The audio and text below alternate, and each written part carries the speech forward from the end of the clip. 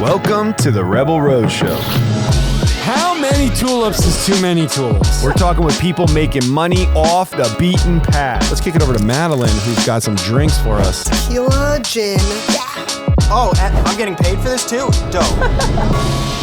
Every shoot's almost Fyre Fest, right? We're a picture of a sandwich away from just being canceled. Every shoot. Cheers.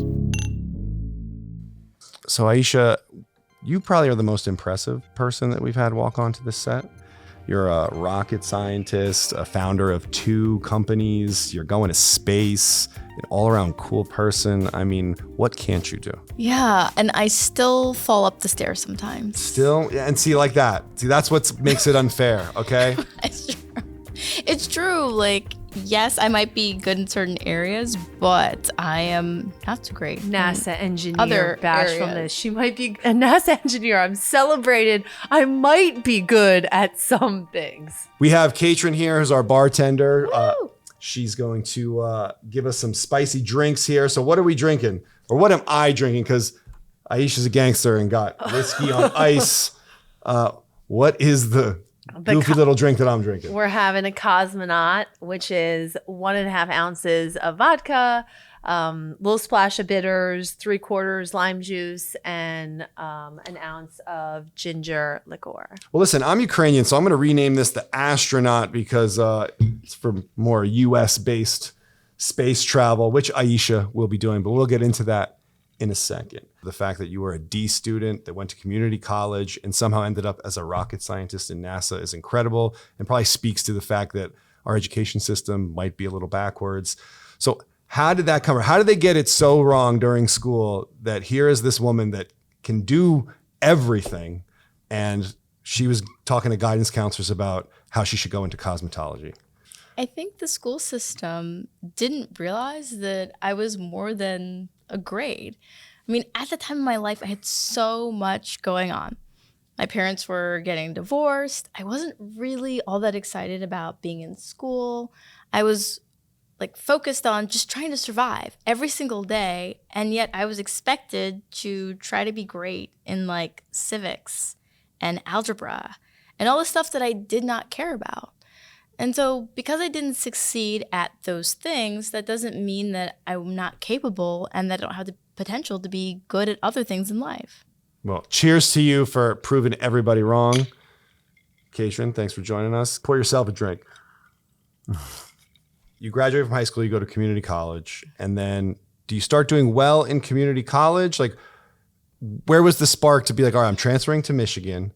I want to be an engineer. Obviously, you started to crush some math courses if you're going on that trajectory. Talk to me a little bit about that. I mean, hell in a handbasket, here we go. I'd even apply to college. I didn't think I was going to get in. And when I say college, I mean like university, like a 4-year program.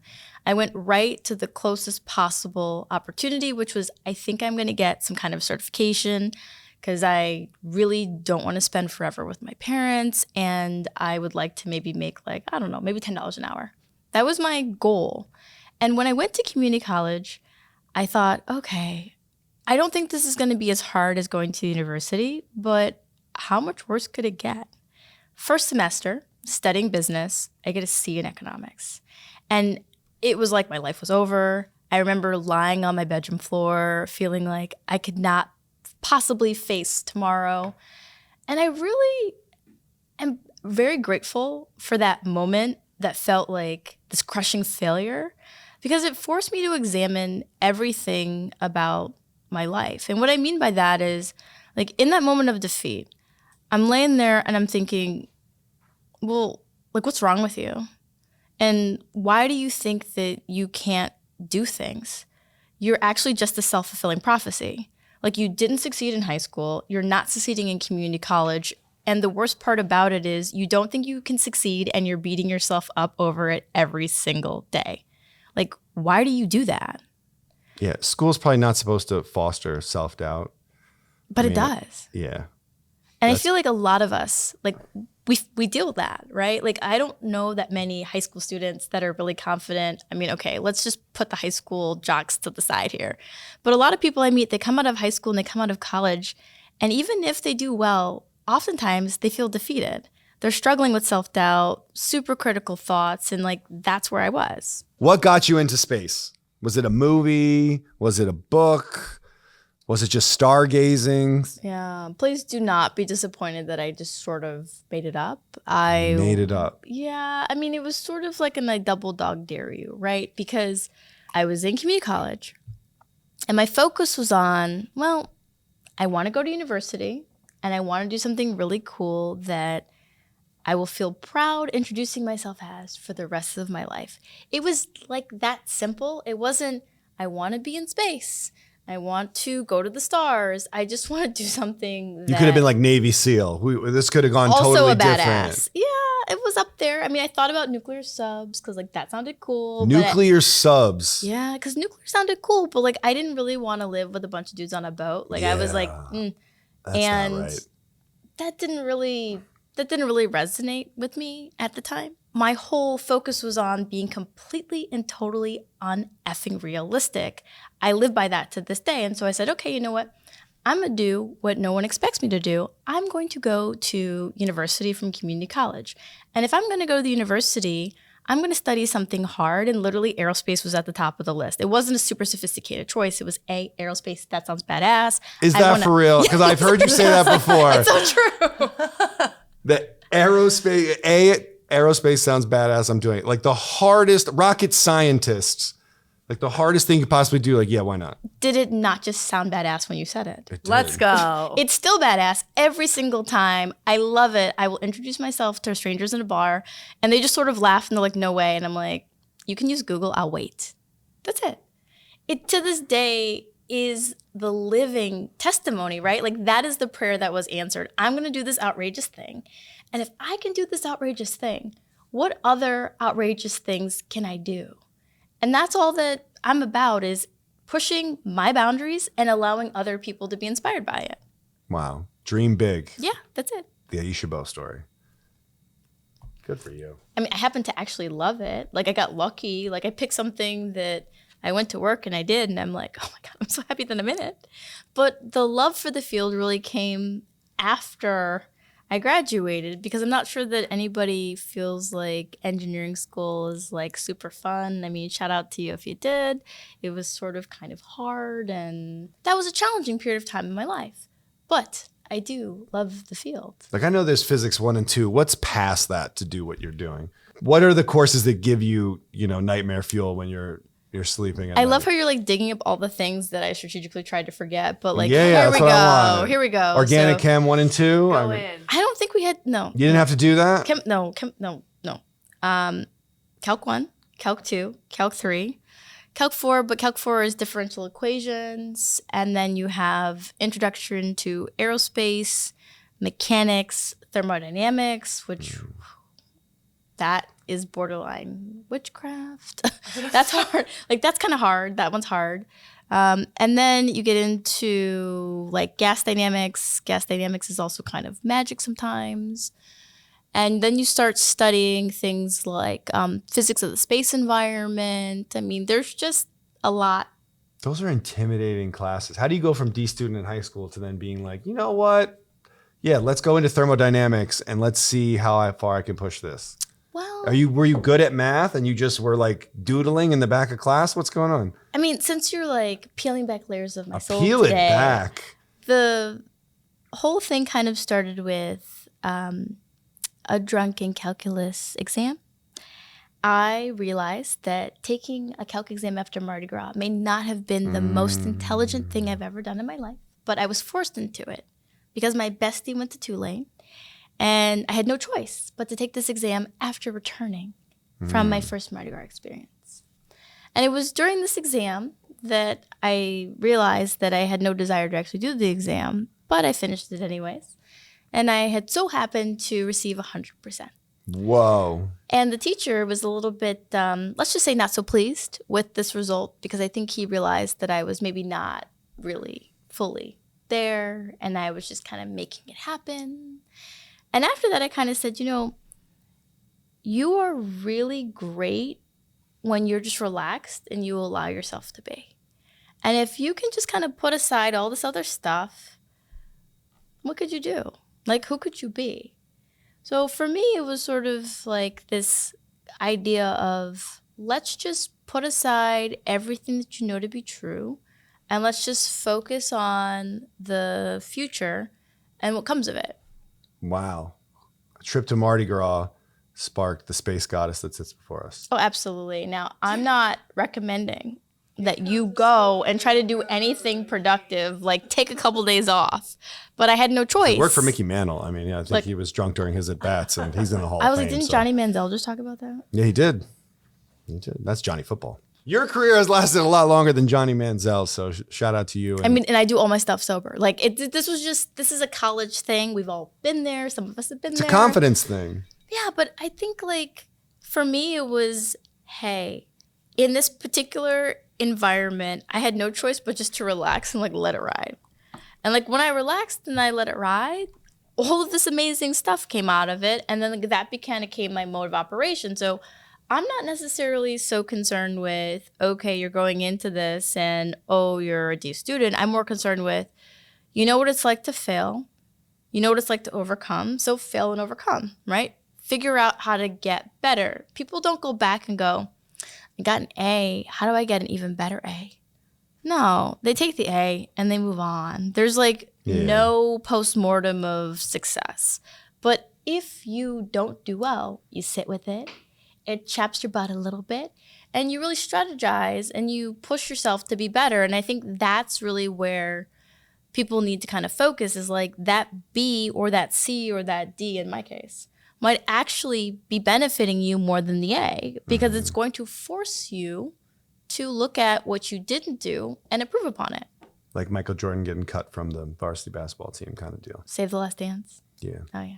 I am kind of a classic engineer in a certain sense. I'm an introvert. People don't think that I don't buy that. Stop it. I am an introvert. After we finish this, I'm going to go sit in a room alone in the quiet and like read. I'm going to read the news or something. I won't be talking to anybody for another hour. You buy that? She's an introvert?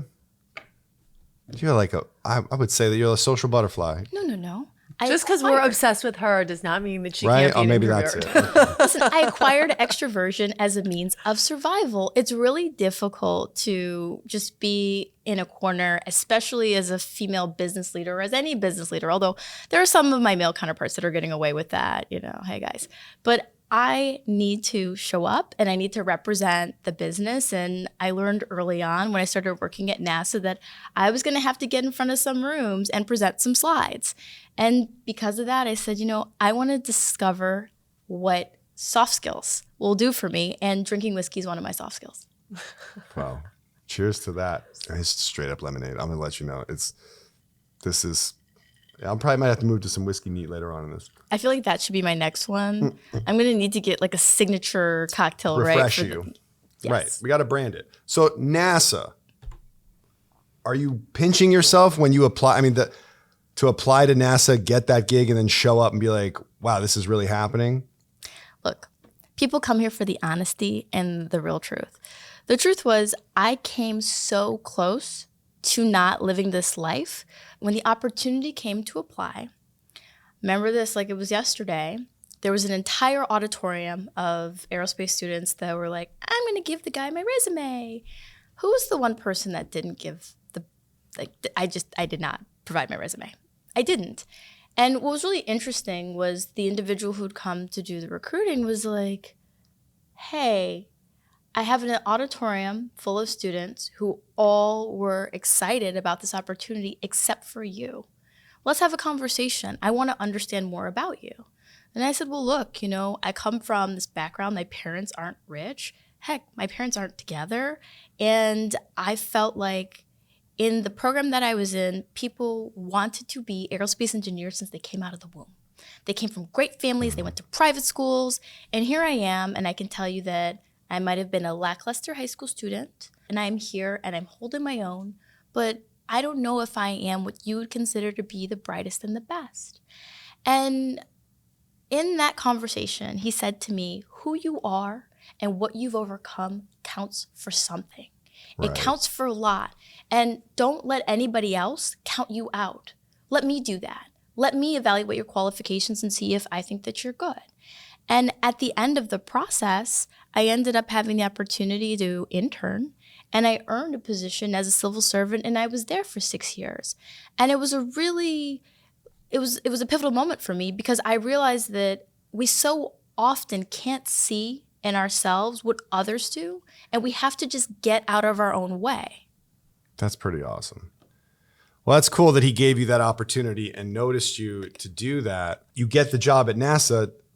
You didn't even want to give a resume, so you have to have some sort of imposter syndrome. How do you deal with that once you get there? And still, it's that same self-doubt from back in high school now creeping up at your job. Well, it's a really interesting time because I get there, I'm working at NASA in Silicon Valley, and it's just cool. The facility, if you have a chance to visit, is amazing. They have astronauts on the tarmac from time to time. They have the world's largest wind tunnel.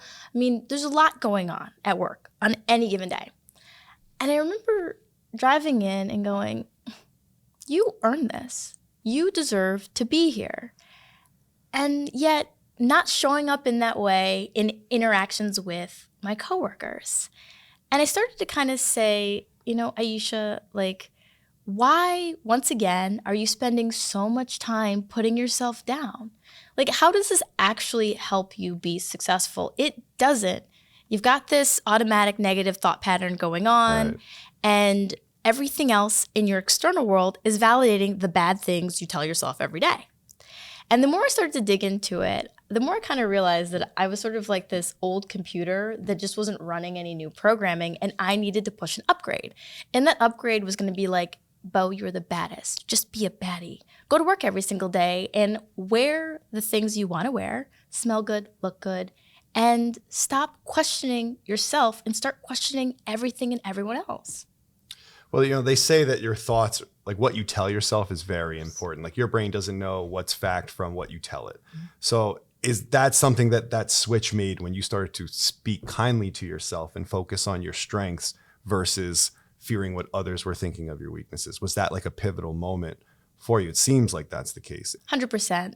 Highly advocate for that. Like, start talking nicely to yourself when you're alone all the time. And you've really got to change this narrative, because for me, that was the last piece that I needed in order to really take off.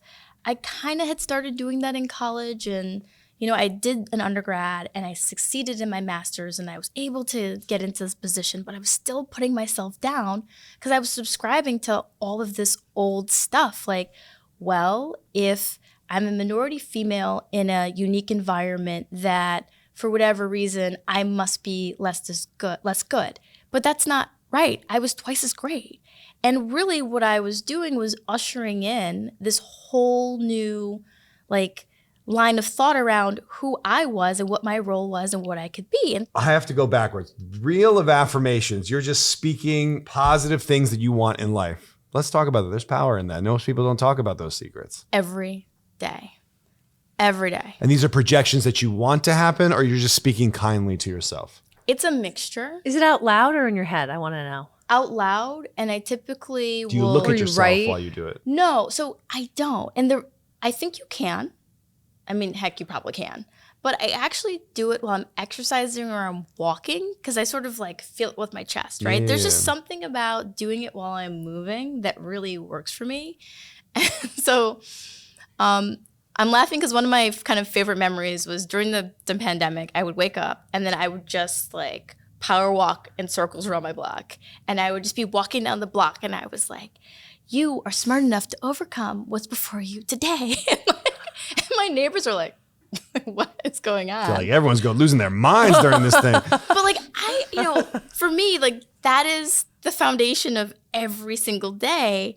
And my favorite is that money will come to you in unique and unexpected ways. Yes, new clients, new opportunities. But there's just kind of this list of about 20 minutes worth of affirmations that I go through.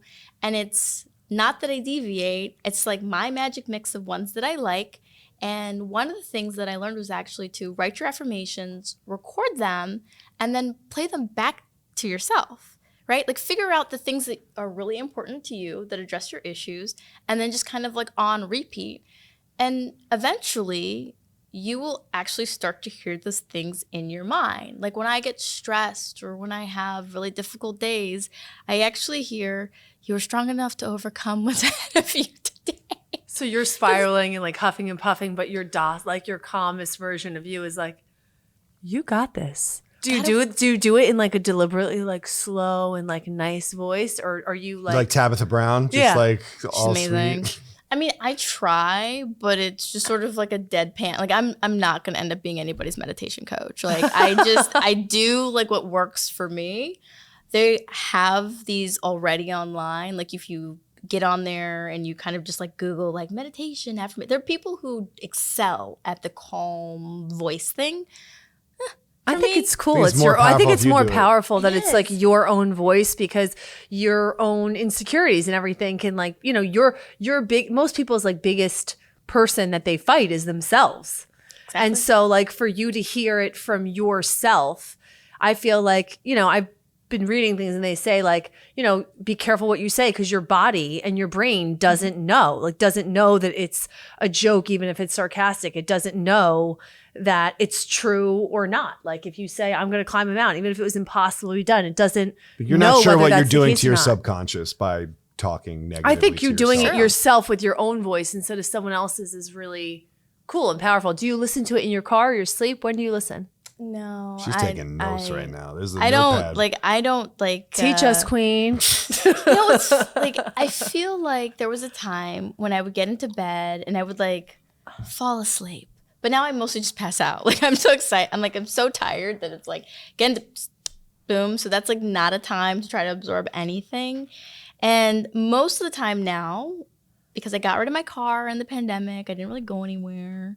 I mostly commute on airplanes. So it's during my exercise time and during my time to the airplane, or when the airplane is getting ready to take off. Oh my gosh. When the plane is getting ready to take off, that is also when I will double dip on the mantra affirmation thing. Because I'm just like, okay. You need it during that time. Yes, because it's And sort landing. of, well, landing, I'm kind of like, okay, we're going to make it, right? Like this is going to be. We're getting to the ground like, sooner or yeah, later. we're getting there. But like there's something about taking off for the next adventure that is like a time for me to reset and like remind myself that yes, I might feel stressed, and yes, I might feel concerned about how things are going to go, but I've prayed and I've worked for all of these things. And it's like that centering exercise before I hit that 10,000 feet and people expect for me to be online and like responding to their text messages and emails. That is like very important for me to protect. It's very strange that the plane has become like that one place where I know you can get Wi-Fi, but it is like we're forced to disconnect and like have that moment of self-reflection. I find that too, because we travel a lot, and like that plane ride is like the one moment of like fully unplugging and going back to how it used to be right before. Like I heard someone make a comedy bit about mindfulness, right? He's like, I used to be mindful all the time when I was driving on the car and just watching condensation drip on the window. I didn't know at 10 years old I was a freaking guru, but like back then, like being all those times of just sitting and waiting, just like being in your own thoughts is a powerful thing that I feel like gets lost today with that like habit of running to the phone. But like, so that's an amazing hack of yours to travel so much and use that time positively. And I pray that they keep that. Like, could you imagine if they started letting people talk on their phones on the plane? Like, we would No. never get any peace. We thought the fights on the planes now are bad. Like, there's this amazing comedic bit, and I can't even remember who did it, but I feel like it captures the situation so well. And this comedian's like, so, you're upset because you're delayed, but you're flying at a pressurized tube at 560 something miles an hour, and you are alive, and you have Wi-Fi. Oh, you have alcohol, you have snacks, but you're upset because you're delayed, and it's bumpy. I mean, we've all played the Oregon Trail, at least. I mean, I guess our generation's Oregon Trail. You would have died going that distance for hundreds and hundreds of years. I know that. That's right. You're mad because 10 to 15 minutes and you feel inconvenienced. And like, that's the way that I think about flying now is like, okay, relax. We're not on the Oregon Trail. Yeah, any matter of thing could happen. There might be a baby. There might be a cranky passenger, but you're going to get there. The most important thing is like you're in a tube traveling nearly the speed of sound and you're making it there alive. Like focus on that. Focus on that. The famous Louis C.K. bit. I know that bit where he's like, it's going to space. Would you give it a second? Yeah, it's true. Just think of that. I had to pay for my sandwich. You're flying! You're sitting in a chair in the sky! All right, so you started STEMboard. You were at NASA, then you wanted to start your own company, works in defense and does a lot of operations for the government.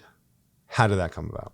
As much as I loved what I did, I really couldn't see myself doing the same thing for 40 years. And I started to say, well, what kind of experience do you want to have? And the experience that I wanted to have was continuing to push the envelope.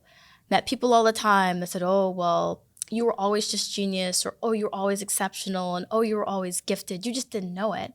And the reality of it was I worked hard, but I saw a lot of other people holding themselves back because they were subscribing to kind of these old ideas. And I wanted to be able to help. And the only way that I could think to do that was to leave my job. And if I was going to leave my job, I needed to make sure that I could, eat and take care of myself. And so I started this plot. And I want to shout out animals because I had great planning sessions with a dog. And I told the dog what I wanted to do because my family was not on board. They were like, you're going to leave your government job to do what? I'm like, I'm going to leave my government job to found a company. They were like, we don't know that. No one in my family has ever really kind of founded a business that was like in engineering, da-da-da-da-da. So family was not on board. Friends thought, once again, this is a crazy idea, hatched by Aisha Bowe. And the dog thought I could. It's like, okay.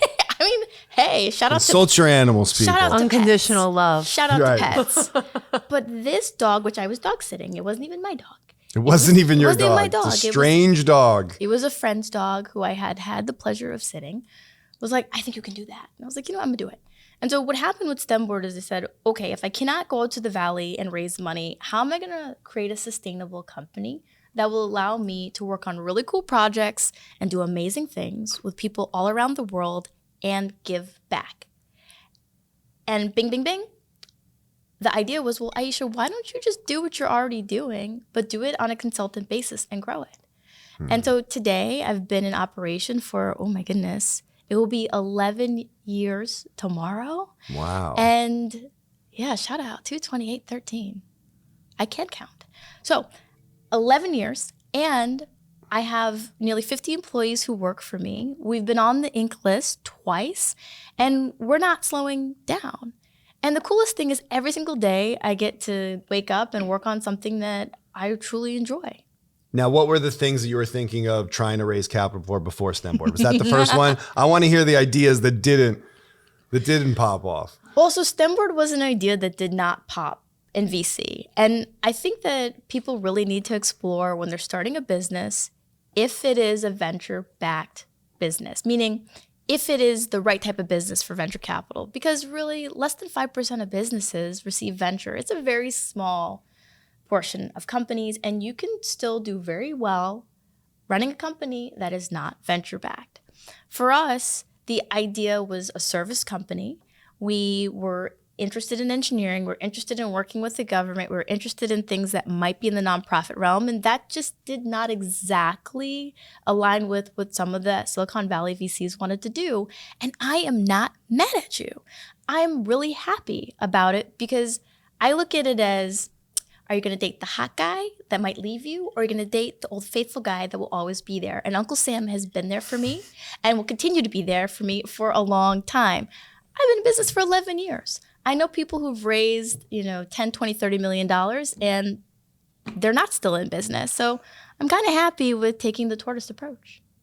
And so government contracts was where you put your focus. Was that something you learned while at NASA, knowing that, hey, there is money to be had and there's places that you can go find that and pitch and do? So what was kind of the spark while you're at NASA to leave this amazing job to go on the scary entrepreneurial route? Because it is entrepreneurship is terrifying.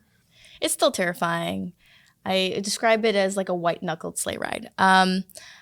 What happened was I thought that raising money was like the way, and I started trying to do it, and it was like, no.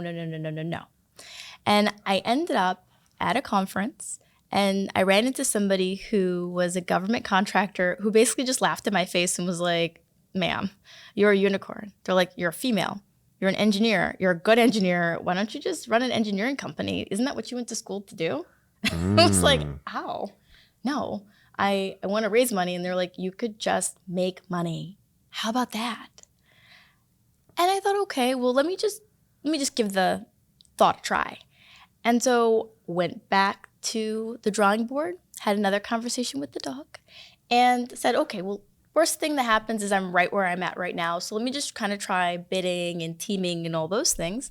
And it turns out that we were able to grow from literally a $50,000 contract to being nearly a $10 million a year business. So thank you, random stranger, for telling me something that ultimately became what I chose to do. And so you start getting these contracts. It starts with one $50,000 contract, sole proprietor, sole employee. I mean, like most things, it starts out small. It was me, and I was able to draft a couple co-conspirators, and we were able to, deliver on what was being asked of us in the contract, but it wasn't like we were being paid W-2s. It wasn't like we were not really set up.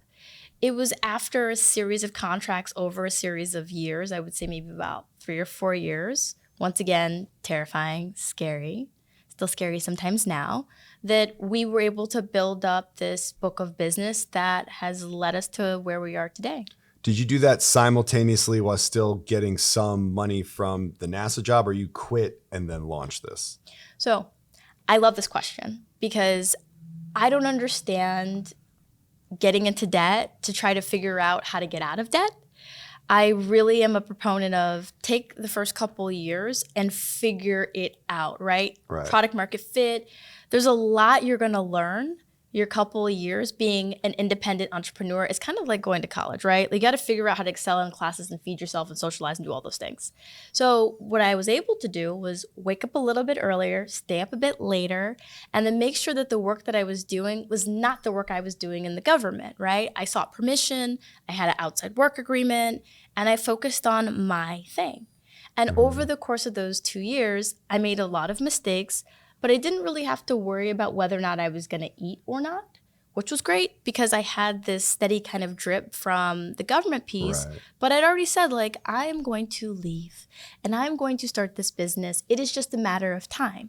And the business will tell you when it is time to go. How hard was it to take that leap and just officially cut yourself off and leave that job to go do this full time? Was there ever a doubt in your mind? It wasn't really a doubt for me. I think it was harder for the people around me because I understood that this is part of my journey, right? So my identity was not NASA. And I see this in people today, and I kind of caution them, like, you are not your job, you are not your company, you are actually somebody else. You're having the experience of your job, you're having the experience of the company. How do you use that to make yourself better? So for me, I'm like, I'm going to be bigger than NASA one day. Y'all just don't know it yet. That's so powerful. That is. I love it. That's so I wish that powerful. she was like, I'm going to be bigger than NASA someday. well, I mean, I'm going to be bigger than my job at NASA someday. Right, yeah, Let's just be right, clear. but you Like, are not NASA everybody- will No, always no, yeah, be, I got- but NASA, but talk about speaking positively to yourself. That's a powerful statement to say. But I just knew it. I just knew that if I was successful in what I was going to do, I was going to show people that they could truly take control of their future. I mean, right now, the sky isn't even the limit. It's just the start. You're falling into that saying of C students run the companies that are managed by B students that employ the A students. So something is disjointed here in the education system where if you look around the tech atmosphere or just CEOs in general, you're going to see a lot of people that didn't do that great in school that are changing the world. So what does that say about education and what are your takeaways looking back at your journey from all the things that you've accomplished to being told that you couldn't do it? I think the thing is that there isn't really a playbook to what it is that I do, right? I'm the first version of me. And this is the first version of this business. It's not like STEMboard was a business that was established by somebody else and they wrote the book. No, I'm writing the book on all of these things. And what's difficult is to say, okay, what education is it that I need to have in order to do this thing successfully? It's really figure it the F out. That is the mantra on any given day, figure it out. And so as long as I commit to this idea that I don't know the answer, but I have the courage to figure it out, then that's the education, right? I'm getting it in practical. I'm running a business without a business degree. I'm doing things in engineering that are not in aerospace engineering. And so I like the concept of education. By all means, get it. Yeah. I value it. But I think that what's kind of tricky is to say that education makes you in some way prepared to do things that haven't been done before. That's not so much education. It's an application of critical thinking. It's the willingness to subscribe to you figuring it out. And so I think that's what you see with people who have failed before. It's that they have more freedom because it's like, well, I failed before, like, YOLO, let's just figure it out. Right. But if you've consistently always been doing well, you want to do well. You may not have the appetite or the tolerance for falling on your face. And I think what we need is more people who are willing to take the risk and say, I may not be qualified, but I'm going to try to figure it out. That's bravery. That's the definition of bravery, is being scared and doing it anyway. And, like, that's such a huge testament. That's like the common thread throughout your story. I think your second move was actually the even braver one, because like you said, like, nobody had built a business. You didn't have, like, you got to this amazing point that so many people want to be at. And then you're like, yeah, I'm better than this. And there is, people want to put in, like, I think people want to put an identity on everybody. Everybody wants to have their own identity. And you saying, like, I don't have to have the answers. I'll find the goal. I'll find wherever I want to go. And, I'll find the path secondarily. It's really cool. I just didn't want to be trapped. Yeah. And I think that's part of my spirit, is like, I don't want to be in a box or feel like I'm in a cage. I saw people who had great careers and they were respected, but they had to get up every single day and they had to go to work in the office. And I didn't want that. I wanted the freedom and the flexibility to go and do whatever I want, wherever I want.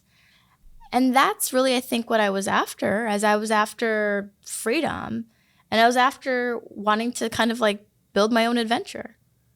I mean, the fact that you weren't that behind the eight ball, even if you had D's, was that there is such a disconnect between the skills that you're learning in school versus how real life is going to punch you in the face and how you react to it. That's why I think there's so many A students that get through school and aren't equipped for the chaos that's out there, and they don't have the financial literacy or any of the people skills that they may need in order to thrive. Like, we're not taught taxes, we're not taught anything. Like, this is all things you really have to have the bravery to try and fail on your own and do. And it seems that you definitely had the bravery part. You had this, you say you're an introvert, but you do have the social skills. It seems like you can read a room and at least, captivate people to give you, like, there's key people in your life that have given you great tidbits that you've grabbed onto and run with. And that's a testament to yourself. So what do you think needs to be done, or what do you say to that student that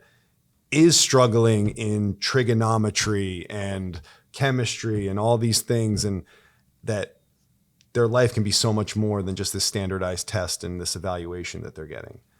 I would tell them that the subjects do not define you, and to get out of your own head, right? Like, I, for a long time, equated my test scores with being successful, but I also learned about learning styles. And I felt that, well, if I didn't learn it in the way that that particular teacher taught me, that I wasn't going to learn it. But oftentimes you just have to find somebody that will teach you in the way that you learn. Yeah. And so the first thing is, like, look, if you're not picking somebody up, picking something up, do not hesitate to go and find someone else to explain it to you. That was a difficult thing for me, because I'm like, well, if I need tutoring, then I'm behind. It's like, no, just go find someone else to explain it to you. The second thing is, try not to assign too much value to things that you think don't go your way at the time.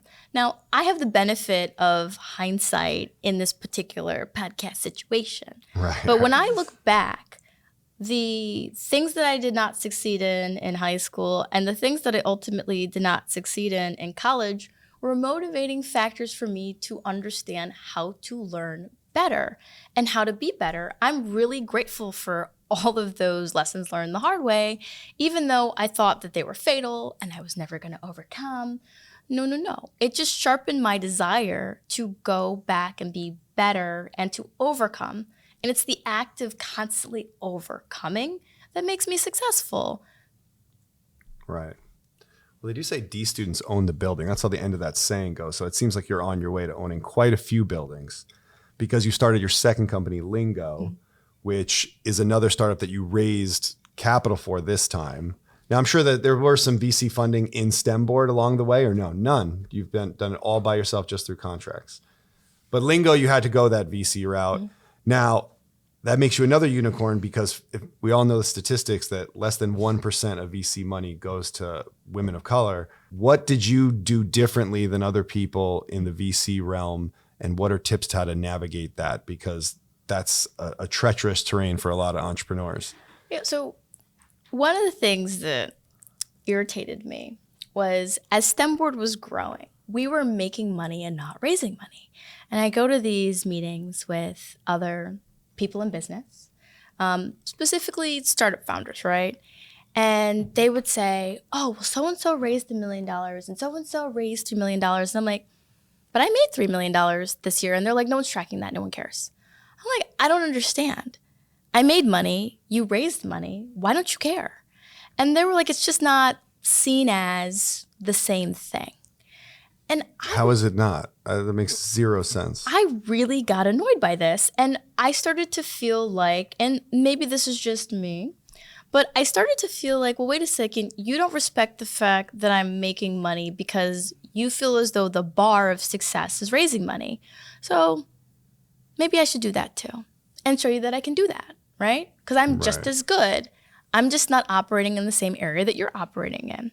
And so when it came You're doing time, the harder thing. Oh, I would like to think so, but hey, everybody's got their haters and, the things that make them do the things that they do. But I was like, look, I'm gonna do both, right? I'm gonna do both at the same time. So with the Lingo product, we were providing this as a service underneath the engineering umbrella, and it was great. And I said, okay, well, why don't we just spin it out? We'll turn it into a product. And because it's a product, I'm gonna raise capital, and this will be kind of like the next big thing for me because heck, I don't know if I can do it. I don't know how to do it. And what I decided to do was pursue a founder-led family office backed round, which is kind of a paradigm shift because I looked at, well, where are people getting money to invest in venture capital firms? They're getting them from family offices, which have traditionally been not that easy to engage.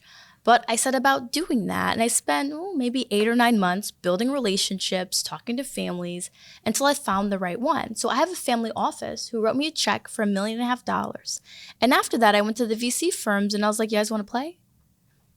You came with cash. Yeah. I've Because- raised $1 million. Who wants to jump in? Basically, I only have 6 people on my cap table. And the thing about it was like, it's easy to fish when you have bait. I went out and said, I'm going to de-risk this round for you. I may be somebody that you view as risky, but I am already running a business that makes more money than you've invested in me. I know what it is to manage money. I know what it is to run a company and run a team.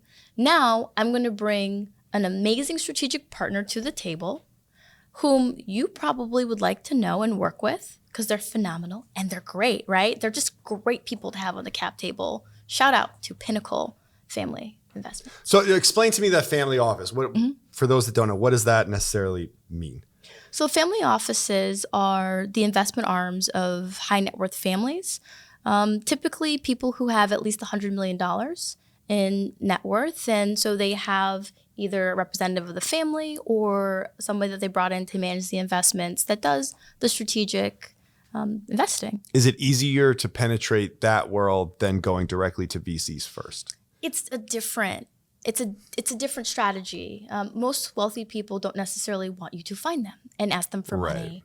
So it can be a little bit tricky, but there are a lot of events that are designed to, if you know what to look for or kind of who to look for, put you in contact with some of these families who are becoming more progressive and who also have an interest in investing in small businesses. And so for me, it was sort of like, look, I'm already not expected to succeed in this area. If I'm going to succeed, why don't I just do it differently, right? Do it the way that I've always done it, which is think about what's wrong and where's the gap and pursue the solution. And so I did my research. I found some family offices. I went out there and yeah, they were surprised that I figured out who they were and where they were, but they were delighted to have the conversation. And eventually, with the time and the patience, I was able to seal the deal. What kind of Mission Impossible work are you doing to infiltrate? This is where these DoD government contracts are rubbing off on you. Well, so one of the things that I think I did a little bit differently, and this is part of the power of personal branding, was I had the fortune of being featured in a documentary that Reese Witherspoon shot for Hello Sunshine called In Her Element. And HPE, that was a brand sponsored piece, loved them. And I took my segment from this documentary and I found these family offices and I sent it out to them. And I'm like, hey, look, I'm on Apple TV, I'm on Amazon Prime. Here's what I do. I'm already running a company. The company's already making this much. And here's what I would like to offer you. This is the product and this is what I think the upside is.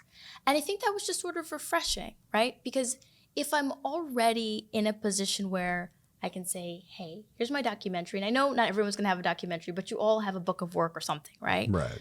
And I feel confident enough to reach out. People are more than willing to have the conversation. And once you have the conversation, like the rest is on you. I was able to move the conversation forward. And I was also patient, right? I wasn't desperate. I was like, hey, I'm already running a successful business. I would like to create another one. And so I want to fly out there. I want to meet you. I have the time. But once you take the time and you invest in the relationship, it's amazing what you can do after that. And this is, you're going to like charity events, you're infiltrating the golf club. What are you doing? Where are these? What is your move? Was it just cold calling? So there are a couple of events where some of the representatives from family office will go and be present. And I'm not necessarily gonna. Is this secret sauce here? It is not necessarily secret sauce, but there is an event that you can look up on Google that kind of, is fairly accessible, right? You don't have to go out to Switzerland somewhere. Right. But there are a lot of these events that will put investors with VC firms. And usually when you see the VC firms there's usually a representative somewhere from the office.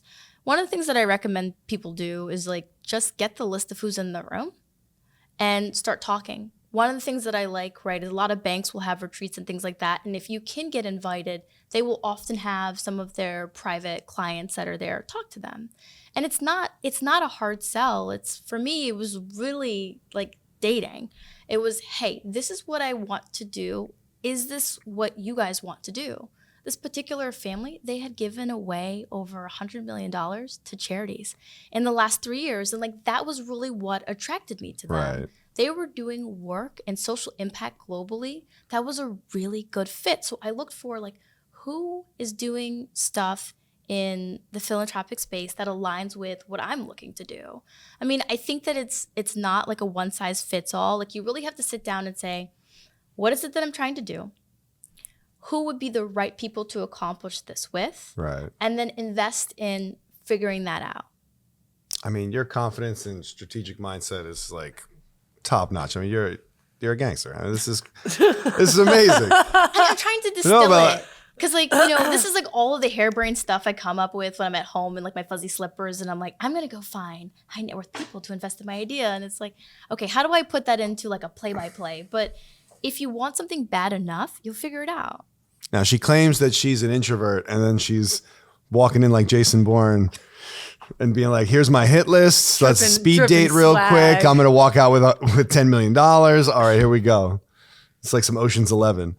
We're just supposed to walk out of there with $150 million in cash on us without getting stopped? Yeah. The confidence that you have to just walk into this event and pitch and think outside the box and win like this is incredible. I mean, it's something that I think more people need to hear. Right? Well, and you just said, like, people, right? Like, people buy people before they buy products and services, and who you are and what you put out, and then that energy and what you focus on expands, and that helped you find the alignment. And then you doing that for yourself, you immediately feel connected and synced up to these other companies that are doing those things. I think that's the takeaway. Is I always look at this as I'm a person and you're a person, and like, let's be people together, and then we can do business. I'm also devastated. I had a pinstripe suit and I was going to wear it because I was like, she's a gangster. Yeah, she is a gangster. And this is going to be my Italian homage to her, that I'm going to wear this gangster suit. And now I'm like devastated that I didn't do it. Well, look, Katrin's a realtor. When Because I hustled to get on, I hustled to get on the bar topper today. I heard, Dana, you missed out, boo. Yeah, Dana missed out. Sorry, Dana. Shout out Dana Blair. Sorry. No, but Katrin's a realtor. When she was younger, she was like, you know what? I don't want to sell these little houses. I want to sell the mega mansions. So she would like walk through a gate and knock on the biggest door. And that's all it took, is that her confidence and her presence and just kind of that chutzpah. Am I allowed to give the secret sauce away? All right. Yeah. And when she was 27 years old, she just knock on the door. She came back. She got these big houses. I'm like, how'd you get that house? She's like, I knocked on the door. And it's like, that's what you did in like a very grand way. I mean, you're not flying out to Davos, I don't think, but... But that's expensive. I'm working on it. Yeah, I'm like, if you want to sponsor me, let me know. So now you go to the VCs, you have money, you have people invested. You're like, I'm playing your game. You've de-risked it for them. And then does it start pouring in at that point? Well, I think it's important to know that all money is not good money. And so I was really deliberate about being honest. Like, I don't know what I don't know. I've never run a product company. I know that I know to make this product, but I don't necessarily want too many cooks in the kitchen, because we are going to have to go through the mud before I'm successful. And so we kept it small. Now I'm in the process of raising some additional funding, and I'm extending to people who I courted in that first round. And I think, or I hope, that they respect the way that I approached it, which was, look, we don't know what we're doing, so we're going to take the time and we're going to work with a small amount of partners and we're going to figure it out. But when I come back to you for more money, it is going to be to scale, and to scale fast, because we've already got through like the ugly duckling phase and we're on our way to big, beautiful swan. Now, Lingo is a product that helps people learn how to code. It's a kit that you can buy. What was the inspiration behind that, and how did people react when you brought that to? Well, listen, I have been to so many classrooms where students told me that engineering was like the most boring, unsexy thing that they could ever be faced with doing. And once I started telling them about the things that I was doing, they were like, don't leave, come back. Right. Can you come back? And I'm like, your idea of the field doesn't actually match up with the reality. So how do I bring the reality to you? With Lingo, that was my way of saying, look, I want to get something into middle school and high schools that excite students. Because I don't know if anybody's really thinking about making the high school experience better, but I was. And I want it to not necessarily be, you're going to be an engineer, but I want you to build things that you can use in your day-to-day life that are actually fun. So I am a serial plant killer. Shout out to all my plant killers. Serial plant killer. During the pandemic, I used to be very jealous because people would, you'd like zoom in and then someone would be like living in like a freaking rainforest. I'm like, how? How do you have all these, like, are they fake? But they have all these big, bushy, beautiful plants. Meanwhile, I'm over here killing bamboo. And so I said to the So team, you're a human being. Yes. We're all just waiting for, like, what's the flaw? Where is it? She's short selling it because during COVID, she got like 5 raised garden beds that I thought were coffins, but actually were this I was bountiful like, that's it, garden. babe. Blood in, blood out. You There's gotta- 5 of us. We're not leaving here. listen, succulents and I are okay. Succulents right? are- Like, it's like, that's about it. It's hard to kill bamboo. Let's just move on. So Wait, did you kill bamboo? Is that true? Yes. It's okay. More than once. You're busy. But so I said, okay, well, hey team, because we have like our ideation sessions. What if we could just create a Lingo kit that would teach students how to take care of their plants better. So let's just do like a temperature and humidity sensor that tells you if your plant is thirsty or not. And then I'm going to use it. You did this during COVID? That's when you thought of it? That was, yes, yeah. She Well, it's talked to great the timing. plants. I Was mean, it I was was- it you or was it the plants? Tell the truth. Oh, the plants were whispering to me. And they said, you know what, Aisha, other people can't take care of us too. And I said, all right. So that is one of the Lingo kits. It's called Plant Health. And you build a sensor and students get a dusty plant on the way out. They get a succulent and they're able to monitor, whether or not the plant needs more water. But it wasn't really, I didn't set out for it to be like an engineering thing. I set out for it to be sensors, hardware, software. They're in your everyday life, right? Microphone, video camera, cell Yep. phone. It's everywhere. I don't want people to feel like that's unapproachable, like they can't do Right. it because it's this scary, unsexy thing. I want you to be able to get this box. You can learn from us. We got the little video portal. You can log on. You can see me. You can see the instructors. And you can put together something in your house that you can actually use and know that this particular area is accessible to you. And that's it. That was really the focus of Lingo. And now we have a subscription so you can get a monthly drop from us. And it's everything from plant health to we're getting ready to release a series of space-themed lessons where you're going to be Wow. able to build your own launch countdown timer. We've got a little environmental satellite. And it's just a mixture of things that are examples of if you choose to go into this field, here's what you might encounter. Wow. That's really cool. You have a lot of amazing traits. I think your killer combo, your sweet sauce, is incredibly like gifted in being solution based and being brave. That's your You also are a great marketer. Like you set it up very nicely. I'm sure that you've practiced this a little bit with your team, but like, yes, it makes total sense. After that, I started to say, well, what are other areas that people think might be boring, but are not? And that's really how we aligned it. So each Lingo box is with it's aligned to a different industry. Because I don't know about you, but like I did like the aerospace program. However, what I did at my job was so different than what I actually learned in school. Yeah. There's like a huge gap there. So my thought was, well, what if we just built something that illustrated the gap, meaning when you go to work, it is actually going to be really great because this is the type of stuff you will do. Wow. I mean, I didn't want to write papers in school. So if you told somebody you just wanted to make a video, it was like automatic A, no matter how bad it was. So that was this is how I got here. But I love that you've kind of embraced that and changed it and given kids this new outlet to want to get their hands dirty and make things and perhaps spark some entrepreneurship from them as well, which is what they need. You're also teaching these kids how to fish instead of just like Right. feeding them and creating something Yeah. that then they can elevate and I mean, I think you're an important person in this country because we have all these kids that want to be influencers, whereas back in the 60s and 70s, it was like, I want to be an astronaut, right? And now it's like, I want to be, Logan Paul. Nothing against Logan. He's a great wrestler. It's great. His brother's a great boxer. But like we need more people to not just want to be famous for the sense of being famous, because honestly, doing a content engine is pretty daunting and it's not as heavenly as it seems. But you are inspiring STEM, which we need. I mean, I feel like, if you look at the Chinese TikTok algorithm, it like preaches engineering and all these things that we need as a nation. And you're creating an avenue to spark that in an 8-year-old that's emailing you. I mean, that's pretty impressive. And I pretty just want amazing. to point out that we have not had a female president yet. And I'm just saying, if you want to talk, I don't know if you've talked to a car outside or like you've done dogs and plants. It could be me. I could just be saying, You got her hey, vote? your bartender inspired you.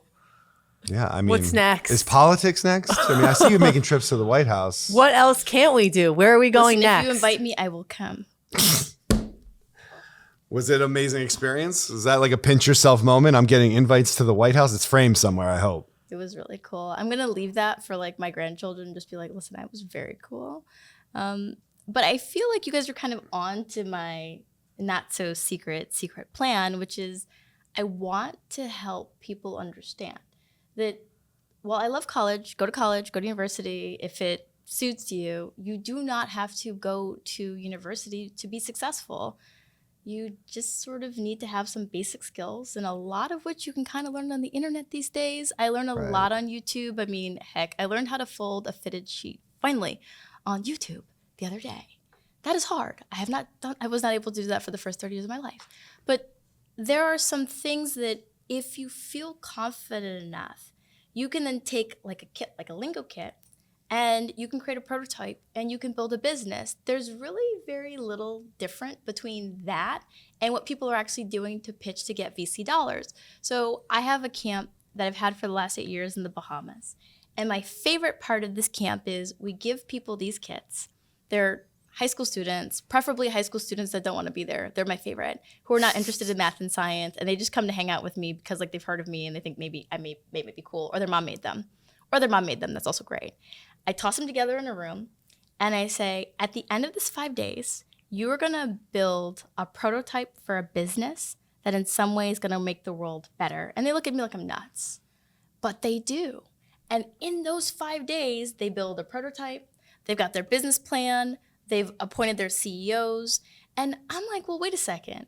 If you guys in high school just need a little bit of nudging, and if you can do this now, what are you gonna be like when you're in college? You guys are gonna be monsters. But that's not what traditionally happens. So I kind of wanna get in the system and show high schoolers, like, you can start these companies. You can be the next Elon Musk or Mark Zuckerberg or Aisha Bowe or whatever floats your boat. But you don't actually need to conform to do that. You know, I feel like it's the Wizard of Oz where most things in professional life is just like, it seems scary, but once you pull back the curtain, you're like, oh, and that's what you're doing with complex things like coding or. It's like the Wizard of Oz if the Oz was a model and brilliant. Surprise, it's Naomi Campbell back here. All right. Yeah, but that's what you're doing. And it seems like it's an incredible business and it's something that we need. And so where do you see that? Where do you see Lingo going? And this is something you can buy on Amazon, I'm assuming? Yes, you can buy it on Amazon. You can get the subscription from us direct. Where I see Lingo going is global. One of the unique privileges I have is, and I'm proud to say, I'm a U.S. State Department global speaker. I feel like my ancestors are like, what? Yes. Like the United States is exporting you? Yes. I feel like your ancestors are popping champagne like every month with you. Like, boom, and another one. Another one. All right, so now you're going to space. Don't go.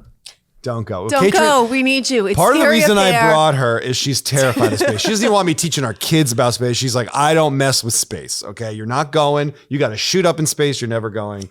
I don't like to go deep in the ocean. That's dinosaur soup. And I don't want to go up in space. Yeah. There's aliens and scary things. And you're a tremendous asset to planet Earth and to humans. And we need you. Yeah, we do. She sounds like my mom. But listen, she's going to inspire a whole generation and go to space. I mean, what did you're saying your family doesn't approve? They don't want you to go to space? Well, I wouldn't say doesn't approve. I think the question was why? Why would you want to do that? And your response, why do you want to? M-A-R-S, Mars, bitches. Because that to me is literally the next frontier. And I say that without being cheesy. But when I thought about projecting the idea of living a life without boundaries, I thought about the thing that I thought I could never do. Listen, I'm flat-footed, my vision's terrible. I was not gonna be like a Navy test pilot. I was not thinking that I would even necessarily apply to be an astronaut in the astronaut corps. And so when this commercial spaceflight opportunity came up, I said, you know what? I'm gonna do this. And I'm gonna do this in a way that broadcasts to the world that sky's not the limit, it is just the start. And if you think about the backdrop of, let's talk about Black women in space. There have been five Black women on this planet of Earth have been to space. That is a very, very, very small number. The sixth is getting ready to fly. Jeanette Epps, praying for you. She's phenomenal. She's going to the ISS. That's fantastic. And then I'm going to fly as the first Black woman to fly on a commercial space flight with Blue Origin. Wow. And that to me is my opportunity to inspire the world and really talk about pushing boundaries in a way that I had not done before. Is there G-force training? There's definitely G-force training. My plan is to do a series of things that I think are thrilling, but it will be everything from flying with a fighter jet to a zero-G flight so that I can experience microgravity, perfect my weightless backflip, which I'm planning on doing. And also, Blue Origin does have their training that's very specific to the vehicle. But all of that, for me, is about demonstrating that, hey, we have a place here too. The American dream is no longer about a certain segment of the population. It is about us all. Right.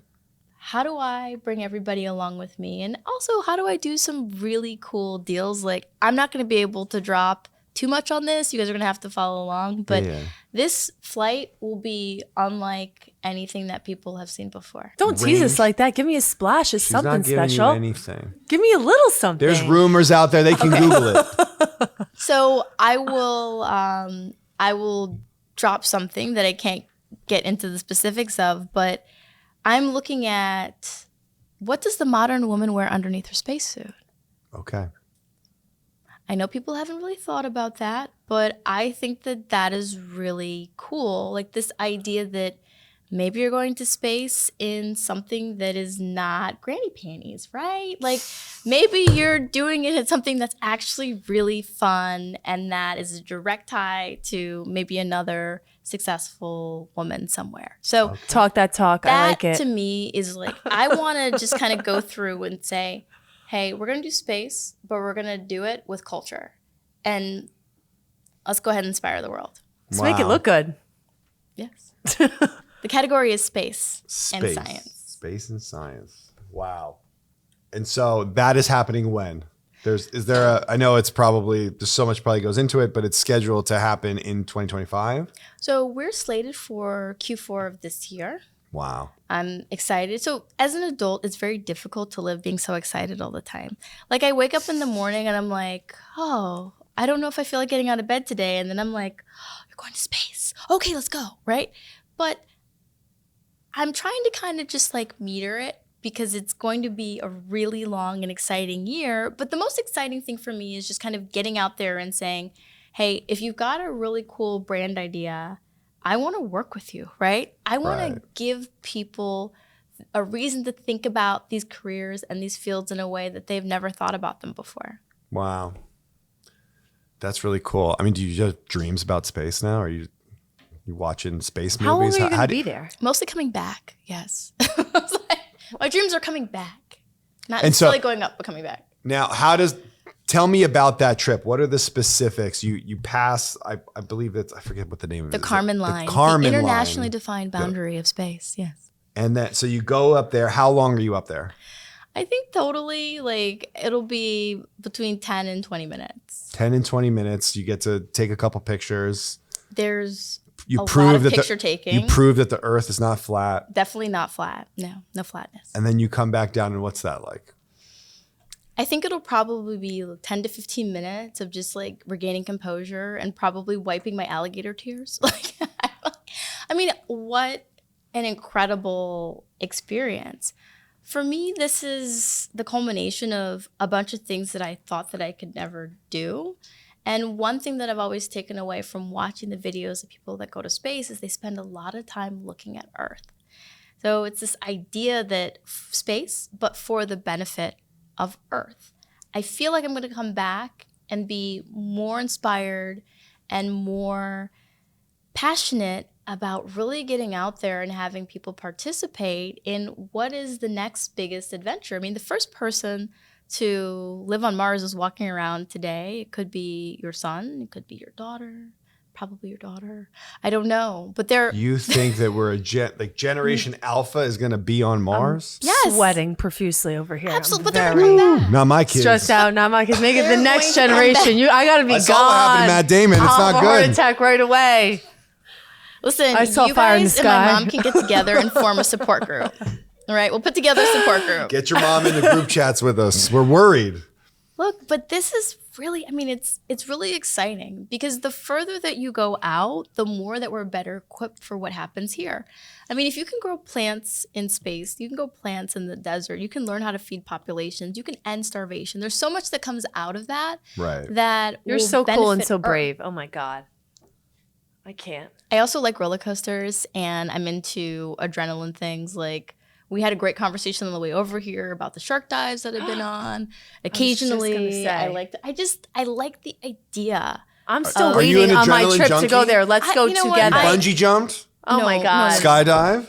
We're But you working shark dive. You have done a shark dive. We're working on the jumping out of perfectly good airplanes. Like, I don't know how I feel about that. I'm not really into turbulence, but I feel like I'm gonna need to do a couple skydives just to like get that off my chest. I Just don't get know it if out I there. could jump out of a perfectly good plane. I mean, I don't even run unless I'm being chased. So that's, I don't know if jumping out of a plane that's functional is on the agenda, but. I mean, it's on the list of things that scare me, and I don't know why. You know how ridiculous it is to be an aerospace engineer and say that you don't jump out of a plane? Like, most of the dudes that I graduated with, like, that's what they do, like, every weekend. Really? And I was the person that was at the range, so, like, I'm going to barbecue, and I'm going to crack open the beers. And, like, when you guys get there, I will be there, and you will be fed.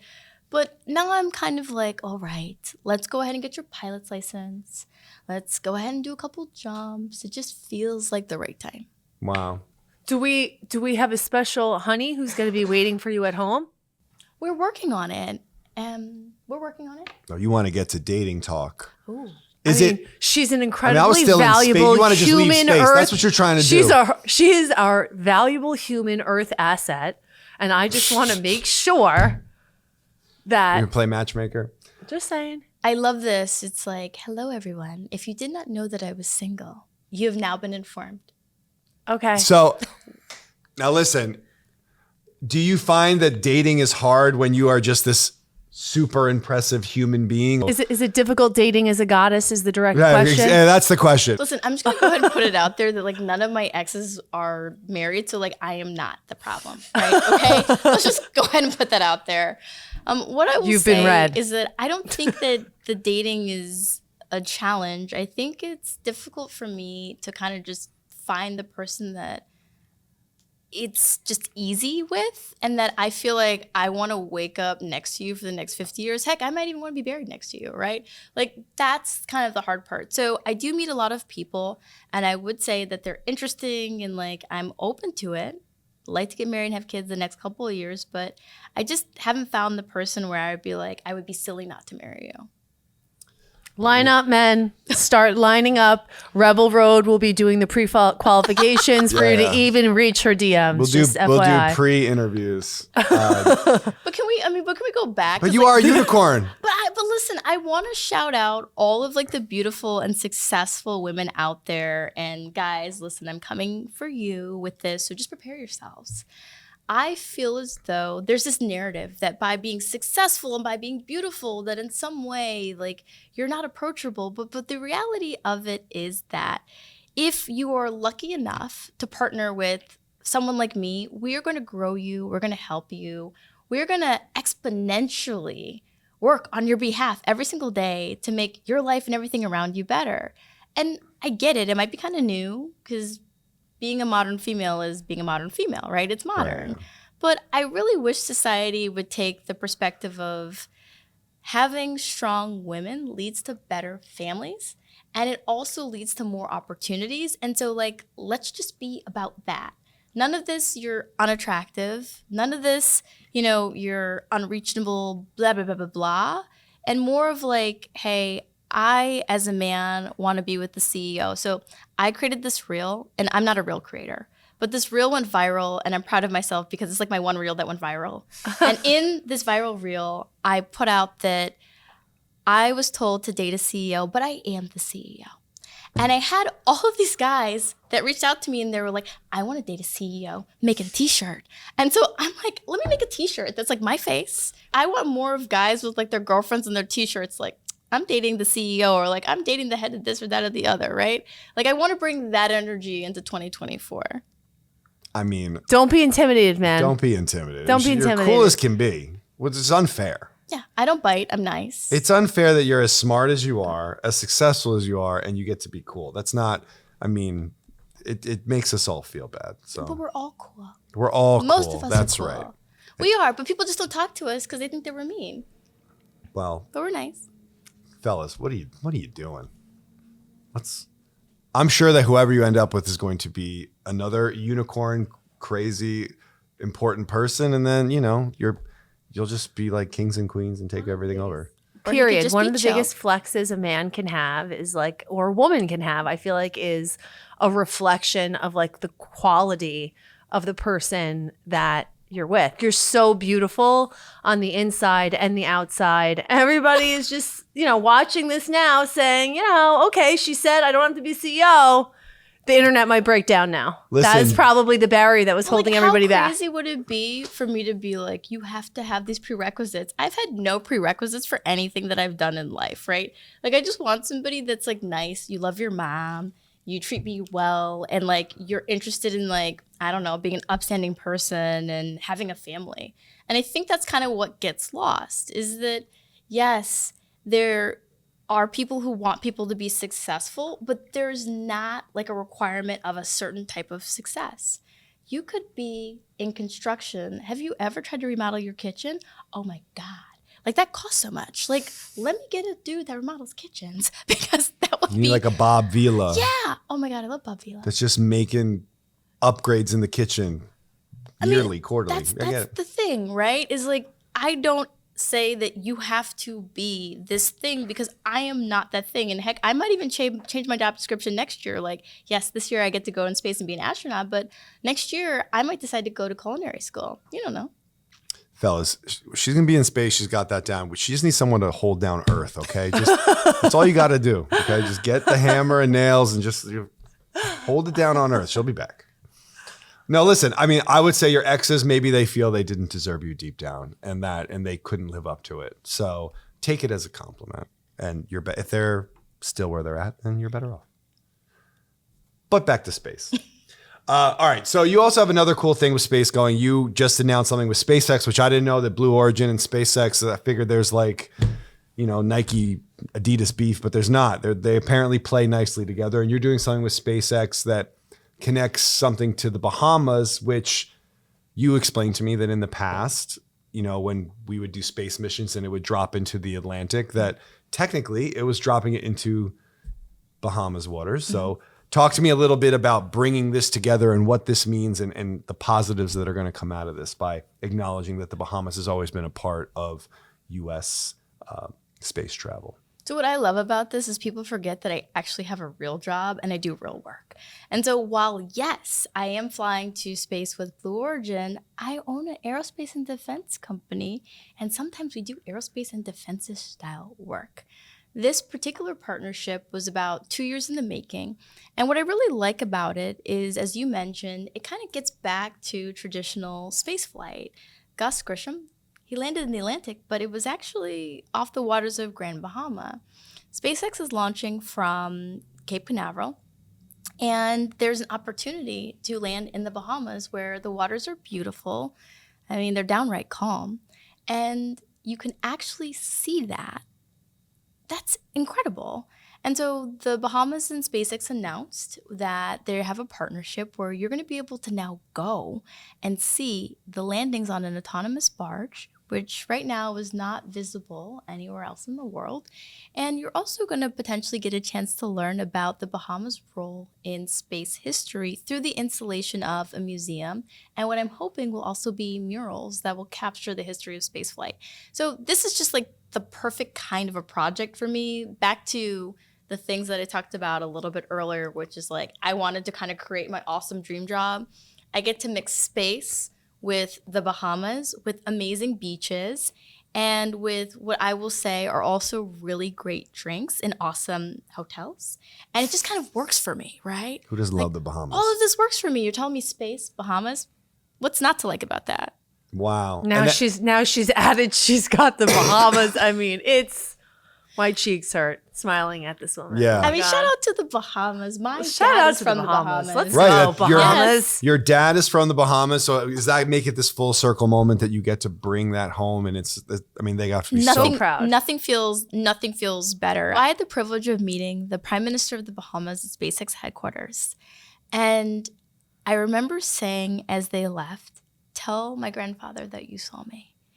And it's just an incredible moment because my grandfather, who's like 92, who is still around, is in Nassau. We come from Exuma, and he's watching this full circle moment, right? Like, I can't imagine what it was like to be born before cell phones and to now be sitting and watching your grandchild broker an agreement that is going to potentially modernize the country, which has been free for about 50 years. I mean, the next 50 years are going to be amazing. And they're going to be more technologically enabled than the last 50. Yeah, what do you think the impact's going to be on the island by bringing this innovation there and making this partnership happen? Well, so one of the things that I'm really excited for is to look at the focus on climate monitoring. So one project that we're getting ready to start up is this idea of building nanosatellites in the Bahamas that are focused on climate monitoring. The other thing is that we've now launched a series of STEM camps that are going to teach some of the Bahamian students about rocket science and how they can also participate in some of the work that's going on. And more importantly, I think that other businesses that are doing work in Florida are maybe going to be incentivized to make that less than 20-minute flight or slight boat trip a little further towards the Bahamas and potentially do work there. I mean, yes, we've got this amazing company as an anchor tenant, but it really opens up the possibilities of what could be done in that region, and nice waters and nice beaches. Do you have brothers and sisters? I do. Is your house just a shrine to you? I mean, they must be so proud of you. You know, I'm not really like that. You know, when people come to visit my place in DC, there are a couple things that I have up. And I think the things that are the most visible are the astronauts that inspire me, who have kind of handwritten notes.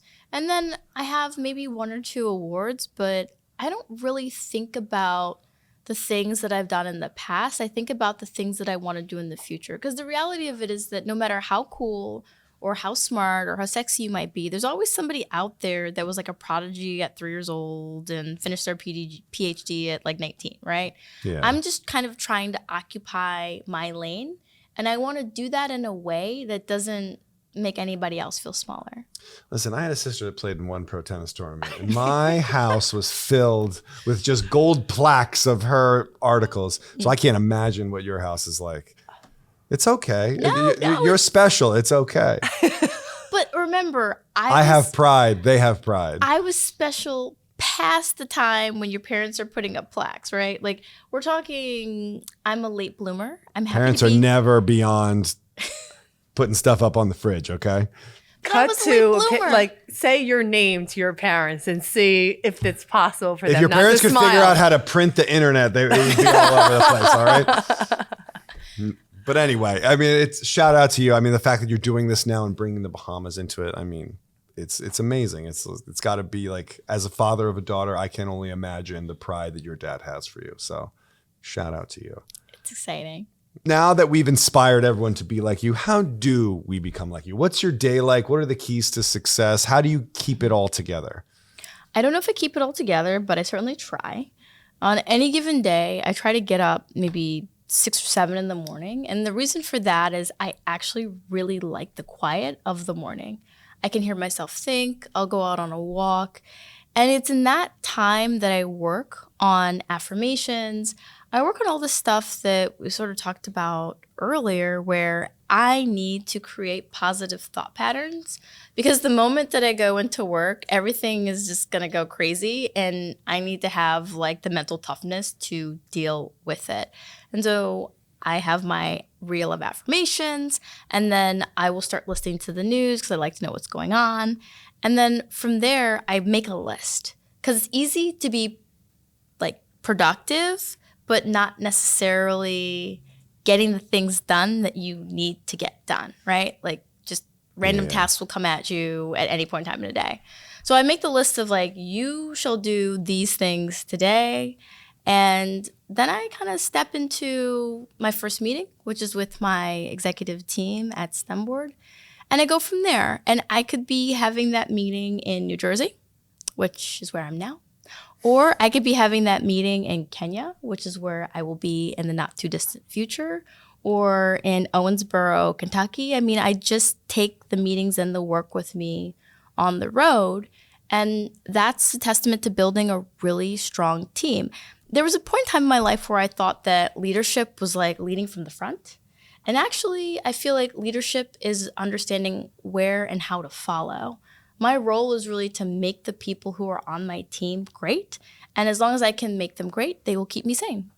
How many billions is on the vision board? Because it's definitely coming. I only need one. Just one? We just need one. How about 100 of them? I feel like... we just need one. Okay, just one? Yeah. I feel it's coming. Just one. So that I can take that and do like a whole bunch of other things. Like I'd love to have a Caribbean venture fund. And I'm really big into the idea of endowments. And so I want to create like these forever scholarships around the country so that people can go to school and not have to pay for it and focus on like these subjects like aerospace and STEM and science. I mean, that is what I have in like the legacy bin of like Aisha 2.0. The 2.0 is we've survived the small business and the startup, which is very stressful. And we're like moving into like, how do we make sure that the world is a better place long after I have left it and your daughter's on Mars? Wow. She's putting our daughter on Mars.